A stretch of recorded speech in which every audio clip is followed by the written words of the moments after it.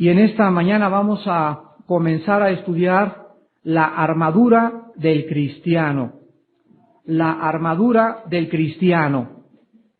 Y vamos a leer en esta mañana solamente 2 versículos, aunque hasta el versículo 18 encontramos las 7 piezas de la armadura que Dios nos da para poder estar listos y preparados en la batalla espiritual. Dice Efesios 6, versículo del 10 en adelante: por lo demás, hermanos míos, fortaleceos en el Señor y en el poder de su fuerza.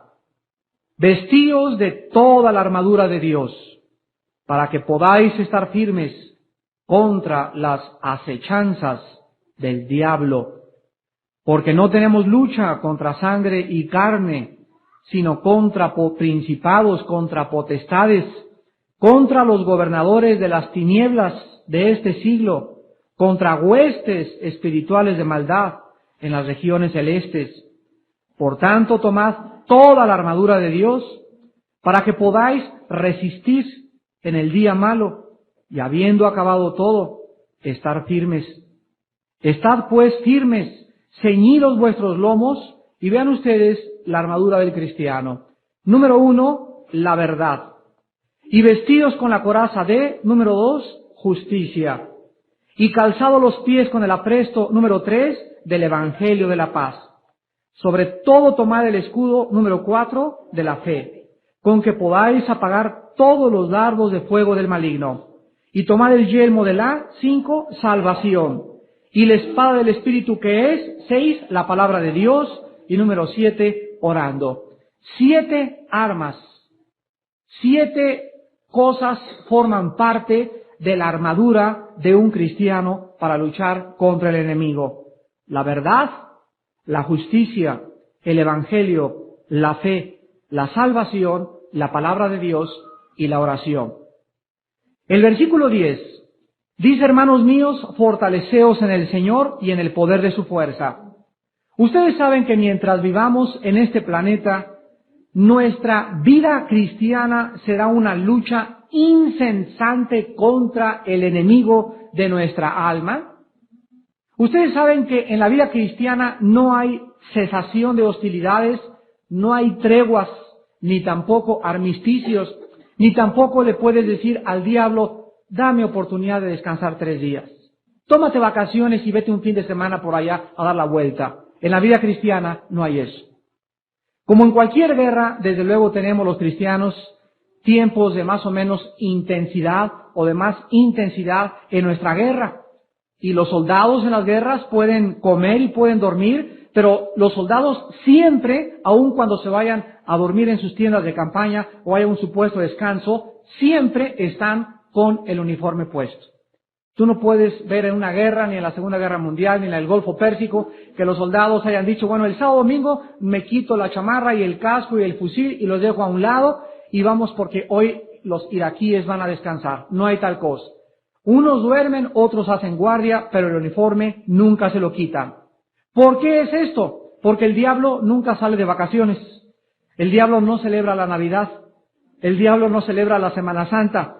Ni tampoco cuando es cumpleaños de algún demonio le hacen fiesta en el cielo y se retiran todos a festejar. Tampoco hay fines de semana para ellos. ¿Por qué? Porque Satanás tiene una obsesión que lo domina: tratar de destruir la gloria de Jesucristo a través de la iglesia. Satanás está dominado por una obsesión y es tratar de impedir que Dios sea glorificado, que Jesucristo sea glorificado, que tú crezcas, que tengas paz y que tengas tranquilidad. Satanás es enemigo acérrimo de la paz. Si hay algo que saca de quicio a Satanás, si hay algo que perturba a los poderes del mal, es que una persona viva tranquila. Y no me refiero que viva tranquila porque trae media botella de alcohol, ¿verdad? O que viva tranquila porque no tiene preocupaciones. No, me refiero a que una persona viva llena de paz porque está llena del Espíritu Santo. En el versículo 10 y 11 encontramos nosotros la preparación para la batalla espiritual. Dice el apóstol Pablo que debemos fortalecernos en el Señor y en el poder de su fuerza. La palabra fortalecernos, en el original griego existe la voz pasiva, la voz media, etcétera, etcétera. Y es importante el aspecto en que gramaticalmente se encuentra la palabra fortalecerse, porque en el original griego se encuentra en voz mediana. Y esto significa lo siguiente, que cuando dice la Biblia, fortalézcanse en el Señor, en el original griego, el tiempo gramatical del verbo y la acción implica que nosotros debemos ponernos bajo o dentro del poder de Dios. En otras palabras, hagan de cuenta que aquí hay una luz, así, y esta luz es Dios.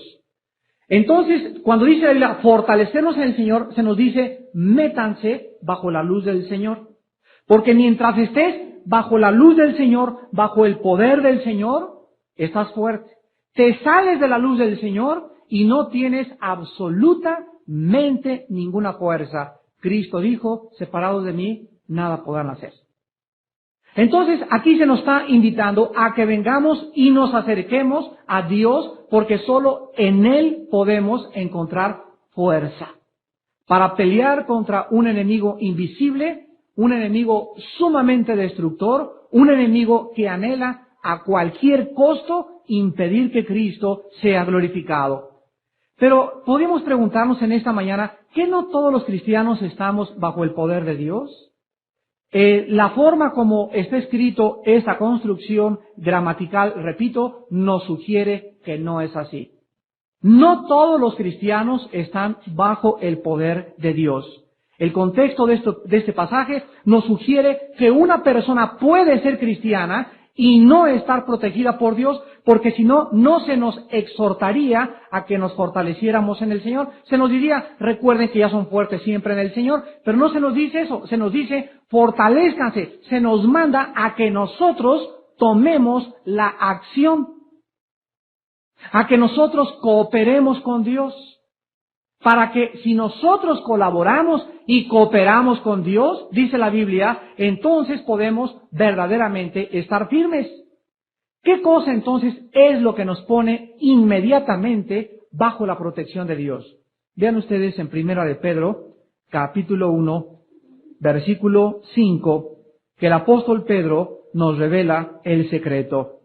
Primera de Pedro 1, 5, que sois guardados por el poder de Dios mediante la fe.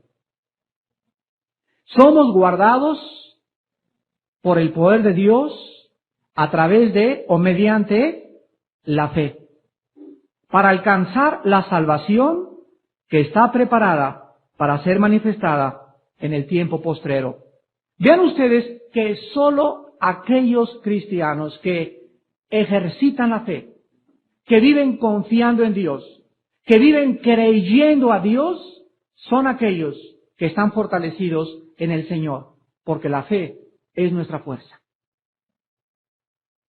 En el momento que tú tienes un problema en tu vida y que surge una barda tremenda en tu vida o un obstáculo en tu vida, vamos a pedir silencio, por favor. En ese momento, cuando tú enfrentas este obstáculo, tú no puedes hacer nada más que creer en Dios. Si tú agarras el escudo de la fe y lo tiras al suelo, ya no tienes absolutamente ninguna posibilidad de poder defenderte del enemigo. Porque es la fe, nuestra confianza en Dios, creer en las promesas de Dios, lo que nos da la fuerza en el Señor. ¿Se acuerdan ustedes del Salmo 91:1? El que mora al abrigo del Altísimo, o sea, el que vive, el que está continuamente bajo aquí se nos muestra como una sombra, bajo una luz, bajo un poder, el que está resguardado, el que está cobijado, debajo de Dios, vivirá protegido. En el original hebreo dice, todo aquel que vive cerca de Dios, vivirá protegido del mal. Entonces, antes de poder nosotros entender la vida cristiana y las estrategias del enemigo, recordemos que necesitamos todos los días tener comunión con Dios. Necesitamos venir a la palabra de Dios todos los días. Necesitamos leer la Biblia todos los días. Necesitamos una vida de oración disciplinada. Necesitamos todos los días analizar nuestros motivos, analizar nuestros pecados y todos los días, vuelvo a repetir, el diablo no tiene vacaciones. Si tú guardas un pecado de ayer o un pecado de antier, se agrava la presión mental sobre tu vida. Si tú permites y le abres la puerta al enemigo a través de un pecado no confesado, se agrava la presión mental en contra de tu vida. Y a los 2 o 3 días estás de correr. A los 2 o 3 días ya estás que no te soporta nadie. A los 3 o 3 tienes un carácter y una irritación y una amargura tremenda. Ya no puedes con tu vida. Y comienzas a gritar y a tirar sombrerazos y te pasan cosas en la calle y en tu casa y a la entrada y en la iglesia y no estás contento con nadie. ¿Y por qué? Porque estás bajo presión. ¿Y de dónde viene esa presión? De Satanás. ¿Y por qué es esa presión? ¿Por qué es esa falta de paz? Simplemente porque no estás fortalecido en el poder de Dios. No estás bajo la sombra del Altísimo. Y dice la Biblia en 1 Juan capítulo 1, que cuando nosotros confesamos nuestros pecados, la sangre de Jesucristo nos limpia de toda maldad. Pero si tú dejas un pecado resguardado, dice Proverbios 28:13, el que encubre sus pecados no prosperará, mas el que los confiesa y se aparta alcanzará misericordia. Entonces, antes de poder comenzar a querer ponernos una armadura, vemos aquí las 2 cosas que nos preparan para la guerra espiritual. Número 1, vivir cerca de Dios. Y número 2, obedecerlo. ¿Y por qué la segunda parte es la obediencia? Porque dice el versículo 11, vístanse. El versículo 10 nos dice, fortalezcanse. El versículo 11 nos dice, vístanse. ¿Ya lo vieron? En uno, acércate a Dios, lee la palabra, ten comunión con Dios, limpia tu vida, fortalece tu vida interior. Y la segunda parte, ya que hagas esto, tienes que comenzar a entender que tenemos que tener puesta una armadura que Dios ha provisto para nuestra guerra espiritual. Cuando el rey David se iba a enfrentar con Goliat, el rey Saúl le dijo al rey David, te ofrezco esta armadura, póntela. Y el rey David la rechazó y dijo, esta armadura no me sirve, me queda grande. Y aquí vemos un principio espiritual precioso. No nos sirve ningún arma que tengamos nosotros en este mundo. Todas las cosas de este mundo no son contra la guerra espiritual. Aunque estudies box, estudies karate y hagas pesas, nada de eso te sirve contra el diablo. Ni tus influencias, ni tus relaciones, ni tus amistades, ni que te bendijo el Papa, ni agua bendita, ni escapulario. Nada de este mundo nos sirve en la guerra espiritual. O nosotros usamos las armas que Dios nos ha dado, o estamos desvestidos y a merced del enemigo. Dice la Biblia en el versículo 11 que debemos nosotros vestirnos pues de toda la armadura de Dios.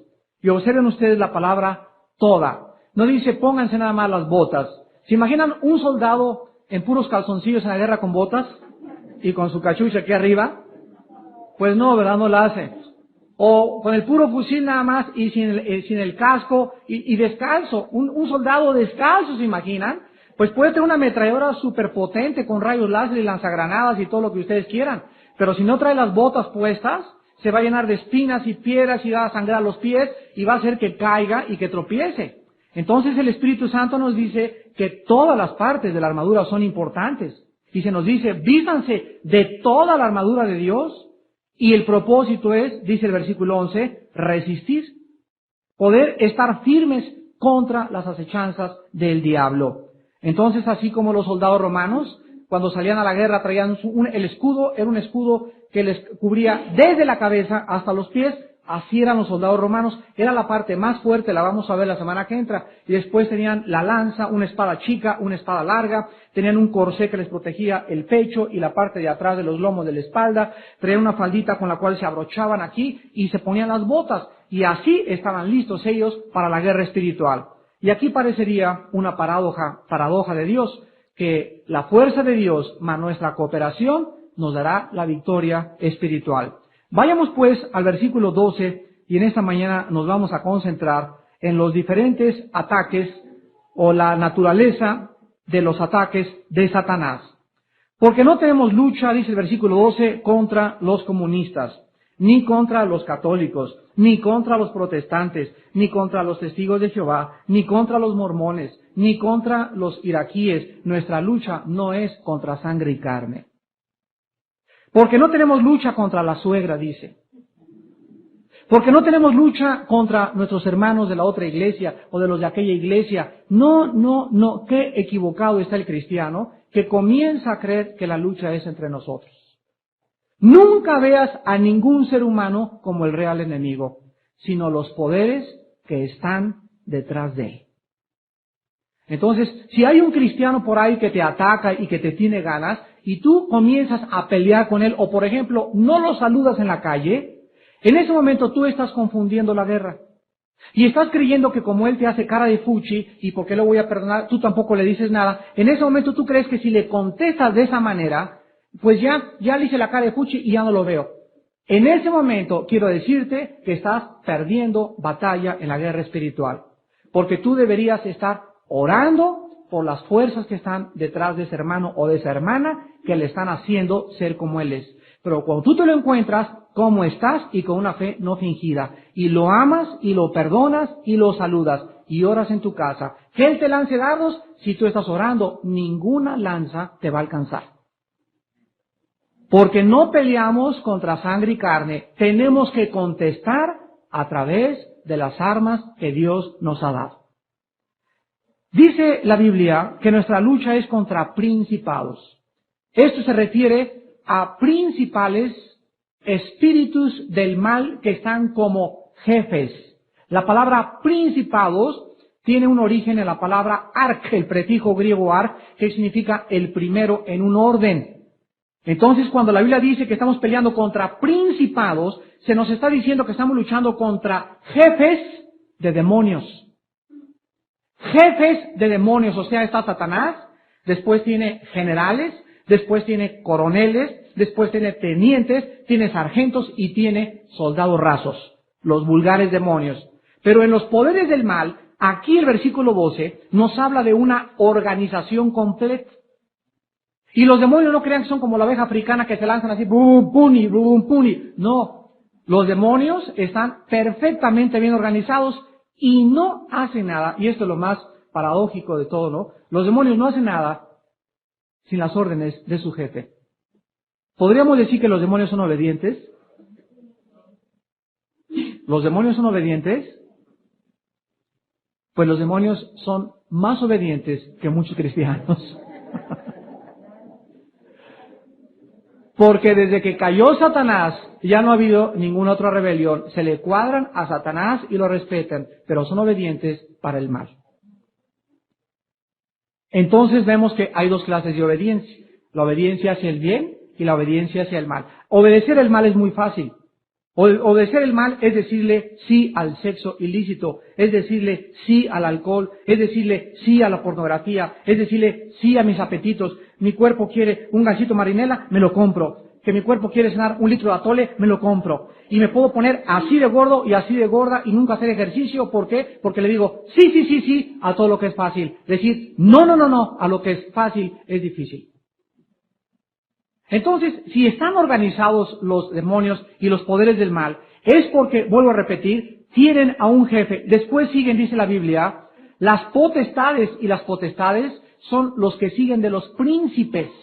Y aquí estamos hablando de aquellos demonios o espíritus que están controlando el estado de Morelos, el estado de Aguascalientes, el estado de Nuevo León, el estado de Veracruz. Cada estado, de acuerdo a Daniel capítulo 9 y capítulo 10 en el Antiguo Testamento, y cada país tienen una potestad. Y sobre esa potestad está Satanás, y debajo de esa potestad están los soldados rasos. Pero aquí hay un grupo especial de poderes del mal en cada estado operando, y todos operan en cada estado de diferente forma. Gracias a Dios que cuando los cristianos nos juntamos a orar, aquí nos juntamos a orar todos los martes, todos los miércoles, de las 7 a las 8 de la noche los hombres, las mujeres se juntan a orar los martes, los miércoles de las 9 a las 10 de la mañana. Cuando nos juntamos a orar los cristianos, estamos nosotros poniendo barreras invisibles y estamos protegiendo nuestras familias, nuestra iglesia, estamos protegiendo todas aquellas cosas que ellos pudieran planear en contra de nuestra vida para los cristianos que vienen a orar. No para los que llegan al cuarto para las 8. No para las mujeres que llegan al 10 para las 10. Nada más vienen al estudio. No pueden ellas entender que la oración colectiva nos da poder. ¿Por qué no lo hacen? Porque están muy ocupadas. Muy ocupados los varones. Si llegan tarde el domingo, ¿cómo no van a llegar tarde a la oración? Y hermanos, hasta que ustedes no tomen en serio a Dios, hasta que ustedes no tomen en serio a Dios, no podrán pelear con victoria en la guerra espiritual. Dice en tercer lugar la Biblia que nuestra lucha es contra gobernadores de las tinieblas de este siglo. Aquí esta palabra anakratos en el griego significa personas con autoridad para poder controlar a lo que sigue a continuación, las huestes, o sea, legiones, ejércitos espirituales de maldad, o sea, los soldados rasos. Arriba de los soldados rasos, los demonios, hay gobernadores, hay principados, hay potestades, y arriba de todos ellos está Lucifer, el príncipe y el gobernante de las tinieblas. Ahora, ¿cómo atacan esta legión de espíritus invisibles y cómo pueden ellos comenzar a zarandearnos y a operar en nuestra vida? Y si no entendemos la forma que lo hacen, no vamos a poder defendernos. En primer lugar, quiero que vean ustedes en Génesis capítulo 3, la primera forma como opera nuestro enemigo. Esta mañana vamos a dedicarla a un adiestramiento militar en tácticas y operaciones del enemigo. Así que ustedes en esta mañana vienen a la conferencia a prepararse teóricamente y a conocer las tácticas militares del enemigo. Cuando los americanos fueron a Irak, les pasaron películas de cómo peleaban los iraquíes, de cómo disparaban, qué armas tenían, qué potencia tenían, qué alcance tenían sus misiles, cuántos aviones se enfrentaban, cuántos tanques, pero el tremendo de Saddam Hussein les ocultó y les dijo realmente la cantidad y comenzó a usar el temor para poder controlarlos. Y los americanos allá en Irak pues decían, a lo mejor saca un arma secreta que nadie conoce y nos va a acabar a todos. Resultó que era solamente un bocón, era un mentiroso, era hijo del padre de mentira. Así que, como no tenía armas, Hussein usó el temor y casi logra atemorizar al enemigo. Pero vemos en Génesis 3 el primer ataque lanzado contra la raza humana de Satanás. Y veamos aquí cómo Satanás revela su principal arma en contra de los cristianos. Y dice así, la serpiente era astuta. Aquí la palabra hashash en el hebreo se tradujo serpiente y significa el que resplandece. Esta es la traducción original en el hebreo de hashash, que se tradujo serpiente. La serpiente era astuta, más que todos los animales del campo que Jehová Dios había hecho, la cual dijo a la mujer, con que Dios os ha dicho, no comáis de todo árbol del huerto. El primer ataque fue hacerle creer a la mujer que Dios no era verdad. Trató de hacerla dudar de que la Biblia es y tiene la razón. Y el primer ataque contra nosotros siempre será la duda contra la Biblia. ¿Realmente Dios ha hablado? ¿Realmente podemos nosotros creer lo que está en estas páginas? ¿Tú crees, te dice Satanás, jovencita, tú crees que realmente debes de guardarte virgen hasta el día de tu matrimonio? ¿Tú crees a estas cosas tan anticuadas? Oye, mujer, te dice Satanás, ¿tú crees que tú debes sujetarte a tu esposa, a tu esposo? Mira nada más, si te pareces a la tigresa. ¿Realmente tú debes hacerle caso a tu esposo? ¿Que no debes tú independizarte? ¿No debes tú luchar por tus derechos? Y todo el ataque viene siempre dirigido a hacernos dudar de la veracidad y del poder de Dios. Cuando una persona no obedece la Biblia. Por ejemplo, cuando los hijos son desobedientes a los padres, cuando la mujer no está sujeta al marido, cuando el marido no ama a su mujer, como la Biblia nos mande que las amemos, en ese momento nosotros hemos creído la mentira de Satanás. Cuando tú sacas la cartera para dar el diezmo y dices, rum, le haces los diez como abanico, aquí no, esto no, mejor esto, porque si no, no me alcanza para pagar la letra del carro. Cuando tú crees que primero es las pagos del mundo y dejas al último el diezmo, estás haciendo a Dios un mentiroso. Cuando tú te vas en la noche a una fiesta en lugar de una reunión de oración, estás haciendo a Dios mentiroso. Todos los días somos bombardeados para que nosotros estemos convencidos de que la Biblia no nos está diciendo la verdad. La Biblia dice en 1 Juan 5:10, el que no cree a Dios ha hecho mentiroso. Y dice Juan 8:44, porque el diablo es el padre de toda la mentira. Damas y caballeros, ustedes tienen en esta mañana dos caminos, la verdad y la mentira. ¿Le crees a Dios o le crees a Satanás? No me digas hay un tercer camino, ni con ninguno ni con el otro. O estás bajo uno o estás bajo el otro. Estar bajo Satanás es estar bajo maldición. Estar bajo maldición. Y Satanás siempre ataca la mente. Estar bajo el poder de Dios es estar bajo bendición. Y la bendición va unida siempre a la obediencia. La maldición a la rebelión. ¿Qué quieres tú en esta mañana? ¿Ser bendecido o ser maldecido? Escuchen, Dios nunca bendecirá una iglesia donde hay rebelión. Ni ninguna iglesia que se haya formado a través de la rebelión. Ni ningún matrimonio donde haya rebelión. Dios no puede bendecir más que donde hay obediencia y donde su palabra está siendo exaltada.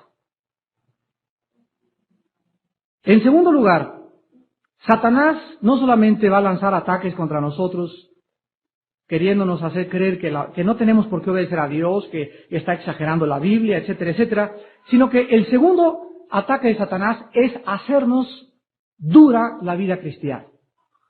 Satanás va a hacer por todos los medios de que tú vivas la vida cristiana de una forma dura. Él no quiere que tú seas una persona que tengas paz, repito, y que tengas tranquilidad. Te va a hacer la vida de cuadritos. Te va a hacer la vida de cuadritos. Vean Juan 15 y veamos de qué forma Satanás logra hacernos la vida de cuadritos a los que se dejan. Desde luego.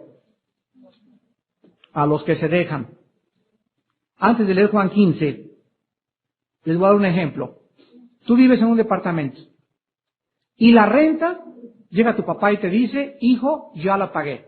Te pagué la renta por 5 meses adelantados, te pagué la luz y te pagué el agua. Y en ese momento llega el casero, pum, pum, pum, pum, pum, a tumbarte la puerta. ¿Qué quiere? ¡Que la renta, que no sé qué! Y tú comienzas dentro de tu casa, ay, sí es cierto, mi vida, ¿qué vamos a hacer? ¿Cómo que qué vamos a hacer? Pues que no está pagada la renta así. Entonces, pues sí, ¿verdad? Entonces sales, oiga, usted no tiene ningún derecho de venirme aquí a gritar, ni mucho menos, porque la renta ya está pagada. Usted lárguese de mi casa porque no tiene ningún derecho de venirme a gritar a mi casa. Y así pasa con Satanás. El Padre ya pagó todos nuestros pecados con la sangre de Jesucristo.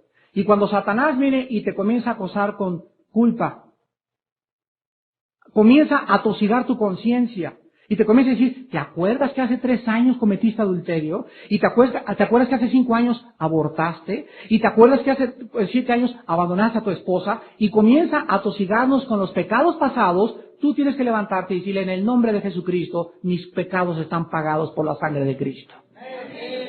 Y tú no tienes por qué venir a decirme nada de lo que yo era antes de que fuera cristiano, porque están todos bajo la sangre de Jesucristo y mi conciencia está limpia. Y si la Biblia dice que Dios me perdonó, ¿tú quién eres para venir a atormentarme? Si tú no tomas esta acción contra el enemigo, es porque tú no crees que la Biblia dice, la sangre de Cristo nos limpia de todo pecado. Entonces si estás ahí, ay sí es cierto, y comienzas con tus culpas y con tus tormentos, estás haciendo a Dios mentiroso. Satanás usa, en primer lugar, para hacer una vida cristiana de cuadritos, la persecución. la persecución. Juan 15, del 18 al 23. Es el Señor Jesucristo hablando. Y nos dice Jesucristo, si el mundo los odia, o si el mundo os aborrece, sabed que a mí me ha aborrecido antes que a vosotros. ¿Es posible esto? ¿Es posible que el hombre más perfecto, más bueno, el hombre con la mirada más dulce, más tierna, más transparente, más limpia que haya pisado este planeta, el hombre más manso, más misericordioso, el hombre que jamás le hizo ningún daño, ni le arrancó el pelo a nadie, ni le dijo una palabra mala a nadie, el ejemplo, la personificación de la santidad? ¿Es posible que a este hombre el mundo al que vino le haya odiado? ¿Cómo es posible que esta raza humana haya odiado a aquel que era el santo? Mis queridos hermanos en Jesucristo, precisamente Jesucristo vino para demostrarnos que el mundo en el cual tú y yo vivimos no ha cambiado nada. El mundo sigue odiando la verdad, la luz y la santidad. Solamente nos demuestra que el mundo en que vivimos es un mundo enfermo.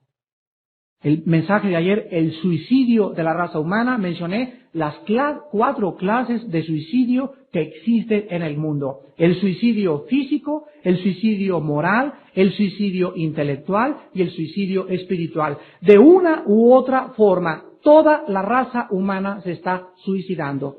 Se está autodestruyendo porque somos por naturaleza destructivos. Dice la Biblia, si el mundo los aborrece, Cristo nos informa, acuérdense, sepan que a mí también me colgaron en la cruz y todavía era el odio tan grande que me gritaban, bájate de la cruz si puedes, si eres el Salvador. Bueno, la pregunta en esta mañana es, ¿por qué tanto odio? ¿Qué les hizo? ¿Qué les hizo? ¿Vendió droga a Cristo? ¿Cometió adulterio? ¿Robó? ¿Defraudó? ¿Dejó de pagar impuestos?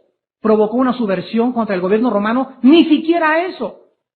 Simplemente el odio así que tenían en la cruz y como lo golpearon y lo despedazaron y lo destrozaron y le arrancaron el pelo y la sangre que le sacaron de las orejas y de la nariz y de los labios y de su boca y de todo su cuerpo hecho un guiñapo colgado en la cruz, era que realmente Jesús nos estaba mostrando es que la raza humana odia y seguirá odiando hasta que no nazcan de nuevo, hasta que mi Padre no lo regenere. La raza humana irá en contra de la verdad.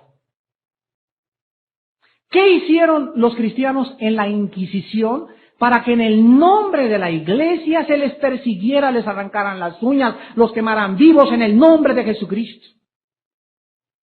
¿Qué hicieron? Les voy a decir cuál pecado hicieron. Leer la Biblia. Leer la Biblia. Dice el versículo 19, la razón del odio del mundo. Si fuerais del mundo, ¿qué somos, jupiterianos? ¿Somos marcianos? La Biblia nos dice que nosotros, escúchenme muy bien, nosotros no pertenecemos a este mundo. Estamos físicamente caminando y todo, pero ¿no te has sentido marciano con tu suegra de vez en cuando? ¿No te has sentido ya con tu familia que ya no encajas? Que ya tienes como pez fuera del agua, ya sus chistes y sus rollos, sus objetivos y sus metas, como que ya no nos sentimos a gusto en una fiesta no cristiana, por ejemplo. Más te vale que no te sientas a gusto. Porque si ahorita me es que eres cristiano y vas a las fiestas cristianas o las reuniones no cristianas y te sientes como si estuvieras en tu casa, dudo que tengas la vida espiritual. Cristo les habla a los que hemos sido regenerados. Si ustedes fueran del mundo, y dice, el mundo nos amaría. Pues claro. Pero porque no son del mundo, antes yo os elegí del mundo, por eso el mundo os aborrece. A ver, ¿cuál es la principal causa del odio? Precisamente que vamos en contra de la corriente. Esa es la principal razón. Una muchacha en tercero y secundaria que sea diferente, que no se pinte como las demás, que no use minifalda como las demás, que no use escote como las demás, que no se acueste con su novio como las demás, basta para que ella vaya en contra de las demás, para que la comiencen a perseguir, para que te comiencen a odiar. Un hombre en una oficina que vaya bien, que no mire las piernas de la secretaria, que sea casto, que sea no un patán, que sea decente con todos, que no se ríe de los chistes colorados, que no haga caso de la pornografía y de las revistas que sacan, que en el día del brindis de Navidad la gente diga vamos a brindar todos y él su tehuacán. Basta que tú seas diferente para que el mundo te comience a odiar. Y esto es precisamente lo que significa la palabra santo. Santo significa diferente, apartado para el servicio de Dios. Y dice la Biblia, sean santos, sean diferentes, y al ser diferentes, demuéstrenle al mundo que mi Padre existe. No les digas, Cristo vive, peace and love, Dios te ama. El mundo está cansado ya, los testigos de Jehová les dicen lo mismo, los católicos les dicen lo mismo, todos en la televisión les dicen lo mismo. El mundo está cansado de palabras, el mundo necesita vidas cambiadas que den el testimonio con lo que hacen, con lo que dicen, cómo se visten, cómo actúan, cómo entran, cómo salen, cómo llevan sus negocios. Ahí das el testimonio que Jesús vive. Dice el versículo 20, acuérdense de la palabra que yo les he dicho. ¿El siervo no es mayor que su señor? Si a mí me han perseguido, y aquí está la persecución, también a ustedes los perseguirán. Si han guardado mi palabra, también guardarán la vuestra. Mas todo esto os harán por causa de mi nombre, porque no conocen al que me ha enviado. ¿Qué descanso tenemos en esta mañana? Realmente entendámoslo, entendamos la guerra. Realmente no es contra nosotros, es contra el que está dentro de nosotros y contra el que está dentro de ellos. Entonces, los que están dentro de ellos, los demonios, están peleando contra el que está dentro de nosotros. No es tu suegra contra Armando, ni Juan contra Jorge, ni Panchita contra Chela. Es el que está dentro de Chela y el que está dentro de Panchita. La guerra es espiritual. Y si tú le contestas a Chela, ¡pum!, y le das un manazo, o le agarras un pay y se lo aplastas en la cabeza, o le quemas los frijoles a tu marido, o tú a tus papás, son unos injustos papás, y comenzamos a gritarle y a agreder a los seres humanos, perdemos la guerra. Toda la guerra se gana en la oración. Nada más. De rodillas. De rodillas, Dios puede hacer que los demonios dejen de oprimir a tus papás y te dejen ir el sábado al día de campo. A través de la oración, Dios puede cambiar a tu esposo. A través de la oración, Dios puede cambiar a tu esposa. Toda la guerra es espiritual. Y dice Cristo, todo esto les van a hacer por causa de mí. No porque tengas cara fea, ni porque la gente dice, me cae gordo ese cristiano por la cara que tiene. No es cierto, no es cierto. Todo es por causa del que vive dentro de nosotros. Y recuerden ustedes cuando el apóstol Pablo llegó a un pueblo y sacó demonios y les dijo, en el nombre de Jesús les ordeno que dejen a esa persona. Y en eso otros que venían observando a Pablo se fijaron cómo sacaba demonios. Y dijeron, qué fácil, ábrete sésamo, abracadabra. Y llegaron otros endemoniados y les dijeron, en el nombre de Jesús sálganse. Y que los demonios que estaban dentro de esas personas le contestan y les dicen, a Pablo conocemos. ¿Y ustedes quiénes son? Y que se les van encima, y peor que las abejas africanas, les dieron la picotiza de su vida. Entonces recuerden algo, cuando tenemos problemas con la gente, cuando de repente hay gente que te comienza a agredir, cuando hay gente que te comienza a odiar y a perseguir, recuerda que los que están manejándolos a ellos, lo hacen porque ellos saben que tú y yo tenemos al Espíritu Santo. Los demonios saben quién tiene el Espíritu de Dios. Y por causa de la presencia del Espíritu de Dios, Satanás nos quiere hacer la vida de cuadritos. Si nosotros contestamos mal por mal, perdemos. Si resistimos el mal con el bien, ganamos la batalla. Ahora vean ustedes en el libro de Mateo, capítulo 10, que esta guerra, esta vida de cuadritos, comienza en la casa. Ay, qué lástima, ¿verdad? Pero es ahí donde dice la Biblia que está lo más intenso de la guerra. ¿Oyeron? en el hogar. Y desde luego que aquí estamos hablando en hogares donde unos son cristianos y otros no son cristianos. Donde ella es cristiana, él no es cristiano, o donde él es cristiano, ella no es cristiano, o donde el hijo es cristiano y los padres no son cristianos, o donde viven familias juntas, pero en toda casa, en toda familia donde haya cristianos y no cristianos, esta guerra es más intensa, porque están más cerquita. Y dice Cristo en Mateo 10, versículo 34 en adelante: no penséis que he venido para traer paz a la tierra. No he venido para traer paz, sino espada.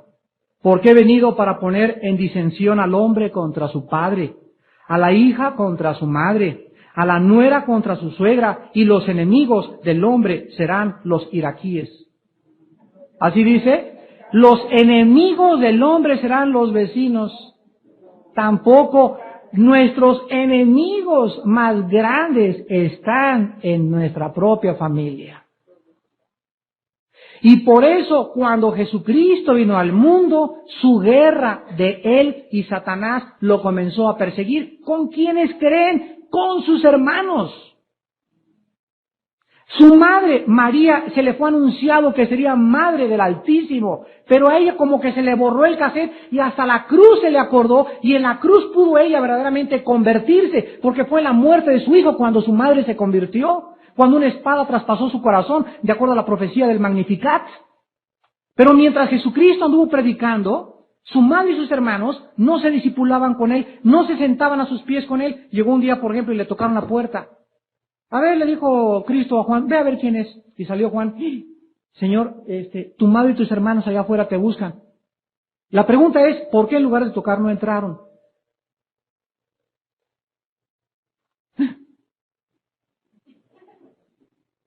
¿Por qué no estaban en el estudio bíblico con Cristo? Y Cristo le dice a los discípulos: mi madre y mis hermanos son ustedes, los que hacen la voluntad de mi Padre. Y 3 veces en la boda de Caná, aquí y en la cruz, Cristo le llama a su madre mujer.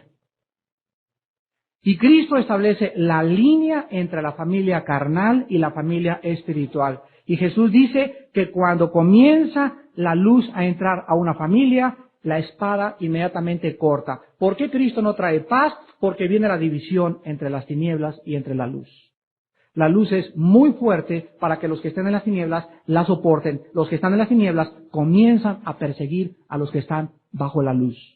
Y las tinieblas no van a prevalecer contra nosotros. Ahora vean ustedes también en Marcos capítulo 4, que Cristo también ilustra esta persecución en la parábola del sembrador. Y aquí Jesús dice que y vamos a acabar en esta mañana con esto, es precisamente aquí en esta persecución donde se sabe si tú eres cristiano. Es aquí en esta persecución donde se va a probar si verdaderamente tú has nacido de nuevo. Porque si cuando comience el hostigamiento y la hostilidad y la persecución y los ataques y las agresiones, si cuando tú comienzas a sufrir eso, tú cedes, o tú te das por vencido, o pagas ojo por ojo, diente por diente, o dices, no, ya no quiero soportar que mis amigos estén contra mí, me voy a tomar la copa con ellos, voy a hacer lo que ellas hacen, voy a ver los programas que ellos hacen, yo no quiero ser diferente a los demás, yo no quiero que mi familia diga que ya no soy católico, que ya no soy de su religión. Si tú haces eso y tú cedes, Cristo dice en lo que vamos a leer que tú nunca has nacido de nuevo. ¿Saben por qué? Porque en Primera de Juan 5, del 1 al 5 dice, el que es nacido de Dios vence al mundo. Así que si tú eres nacido de Dios y si tú tienes el regeneramiento por el Espíritu Santo, la Biblia dice que eres más que vencedor. Y dice Cristo en Marcos 4, 16 al 17, estos, o sea, es un grupo de personas. Este grupo de personas son asimismos los que fueron sembrados, y aquí dice la razón, fueron sembrados en pedregales. Los que cuando han oído la palabra, al momento la reciben con gozo. Sí, ya me convertí del desayuno, levanto las manos y voy a la iglesia por algunos meses. Pero no tienen raíz. en sí, sino que son de corta duración. No tienen pilas Duracell. No duran más que, la cuerda les dura muy poquito. Son de muy poca corta duración, dice Cristo. Porque cuando viene la tribulación o la ¿qué? O la persecución por causa, no porque te anden cobrando la renta. Me digas, ay, qué perseguido soy, hermano. Pues sí, pero es porque debes más de 5 millones de pesos, ¿verdad? No, no dice eso. Dice que la persecución tiene que ser por causa de tu testimonio, por causa de la palabra. Cuando es por causa de la palabra, luego tropiezan. Que la persecución va a definir, va a clarificar nuestra fe. Dios va a permitir pues la persecución y que Satanás nos ataque y use personas de nuestra familia, porque si nosotros resistimos fortaleciéndonos en el Señor y en el poder de su fuerza, tendremos la capacidad de perdonar a nuestros enemigos. Si tú no eres cristiano, cedes ojo por ojo, diente por diente, o finalmente abandonas la vida cristiana y dices, todos son los hipócritas, todo es igual, la vida cristiana es muy difícil, me convertí y comenzaron los problemas, y esta reacción tuya es solamente una manifestación de que no tienes el poder de Dios en tu vida. Y dice la Biblia que cuando alguien recibe a Cristo, y ojalá que en esta mañana muchos de ustedes reciban a Jesucristo, cuando tú recibes a Jesucristo, dice la Biblia, el Espíritu Santo viene y entra invisiblemente a tu cuerpo. Y en esta mañana aquí el Espíritu Santo está flotando y está hablando y tocando y manifestando las intenciones de los corazones. Y si tú en esta mañana le abres tu vida a Jesucristo y le dices, Señor, ya no puedo con mis pecados, ya no puedo con mi vida en mi familia, ya no puedo resistir tanta persecución, te necesito en tu fuerza, Dios en esta mañana te sella, te pone un sello con su Espíritu de su propiedad. Y Satanás reconoce de aquí en adelante que no te puede tocar más allá de lo que Dios te permita. Pero si tú en esta mañana no tienes al Espíritu Santo, amigo y amiga, ve tu condición mental. La mente es el reflejo de toda la manifestación de la guerra espiritual. ¿Tú tienes paz en esta mañana? ¿Eres gobernado por una tranquilidad absoluta en tu mente? ¿O eres una persona neurótica, paranoica, esquizofrénica, alterada por cualquier cosa, siempre tomando pastillas tranquilizantes, con úlceras en el estómago, no puedes ni dormir siquiera por las causas que te sobrevienen todos los días? ¿Oyes que alguien perdió el empleo y te pones como león enjaulado? ¿A tu esposa la cacheteas por cualquier cosa? ¿Te dicen la leona de tu casa? ¿Tus hijos nada más oyen los rugidos de leona que tienes todos los días? ¿Es esta tu vida? Tú necesitas a Jesucristo en tu corazón. ¿No quisieras esta mañana hacer la paz con Él? ¿No quisieras en esta mañana comenzar a ponerte toda la armadura de Dios? Padre Santo, te damos gracias por tu palabra en esta mañana y te pedimos que podamos obedecer. Señor, es necesaria la obediencia en la vida cristiana. Porque si no obedecemos, es una guerra donde el enemigo es más poderoso que nosotros. No podemos en el poder de la mente, ni con nuestra fuerza de voluntad, ni con la fuerza física, ni con la sabiduría humana, vencer al enemigo. El enemigo tiene que ser vencido, Señor, por ti, porque tú eres el que peleas nuestras batallas. Tú eres el que vas delante de nosotros, abriéndonos el camino y diciéndonos, nadie te podrá hacer frente durante todos los días de tu vida. Como estuve con Moisés y con Josué y con mis grandes hombres, estaré con ustedes, pequeña manada. Pero sométanse a mi voluntad. Ríndanse y sean mansos y ya no peleen contra mí. Y yo los protegeré, los guardaré en mi santa morada, les pondré en alto, les pondré en una roca y les mostraré mi salvación. Roca fuerte y castillo fuerte es el nombre de Jehová. A él correrá el justo y será levantado. Tú eres, Señor, nuestro refugio, nuestra roca. Oh, alma mía, no te turbes, espera en Dios, porque aún hemos de alabarle. En esta mañana entrégale tu vida al Salvador. ¿No estás cansado ya de esta vida? de tantas vicisitudes y de tantos problemas y de tanta confusión e incertidumbre. Vengan a mí, dice el Señor, todos ustedes los que están trabajados y cargados, que yo los haré descansar. Encontrarán descanso en su alma, porque soy manso y humilde de corazón. Si hay alguien en esta mañana que quiera invitar a Jesucristo, arrepiéntete de tus pecados. Pídele perdón a Dios por tus pecados en este momento y dile ahí desde tu lugar: mi Señor y mi Dios, perdona mis pecados. Me arrepiento de mi vida y de todo lo que he hecho en contra de ti, porque creo que Jesucristo, tu Hijo, pagó en la cruz con su sangre y su resurrección la cuenta de mis pecados. Y ahora te pido, Señor Jesús, que entres a mi vida, que me salves y que me des esa paz, esa tranquilidad y esa sabiduría para poder pelear en esta guerra espiritual en Cristo Jesús. Aleluya.